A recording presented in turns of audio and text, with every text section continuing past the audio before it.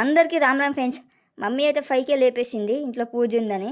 So టీవీలో సుప్రభాతం పెట్టుకొని ఇల్లంతా శుభ్రం చేసేసాం. నేనైతే మంచిగా బాతింగ్ చేసి రెడీ అయిపోయా. మమ్మీ పెద్దక్క ఏమో అమ్మవారికి కావాల్సిన నైవేద్యం చేస్తున్నారు, చిన్నక్కేమో అమ్మవారిని అలంకరిస్తుంది. ఫైనల్గా మన అమ్మవారిని అయితే అలంకరించేసాము. ఇక మమ్మీ అమ్మవారిని పూజ చేసి డాడీ దగ్గర అయితే బ్లెస్సింగ్స్ తీసుకుంది. దాని తర్వాత నేను చెల్లి అయితే మూవీకి వెళ్దాం అనుకున్నాం. దానికంటే ముందుగా ఫుడ్ కోర్ట్కి అయితే వెళ్ళాము. చెల్లి ఆర్డర్ అయితే స్పీడ్గా వచ్చేసింది, నా ఆర్డర్ ఇంకా రాలేదు. ఫైనల్గా నా ఆర్డర్ అయితే వచ్చేసింది. మూవీ టైం ఎక్కడ అయిపోతుందని స్పీడ్గా తినేసి థియేటర్కి అయితే వెళ్ళిపోయాం. ఇంకా టికెట్స్ తీసుకొని లోపలైతే ఎంట్రీ అయిపోయాం. ఇంకా టైం ఉంది కదా అని చెల్లి అయితే కొన్ని పిక్స్ దింపమన్నది. సర్లే అని దింపుతుంటే చూడండి ఎలాంటి స్టిల్స్ పెడుతుందో. ఇంకా టైం అయిందని హాల్ లోపలికి అయితే ఎంట్రీ అయిపోయాం.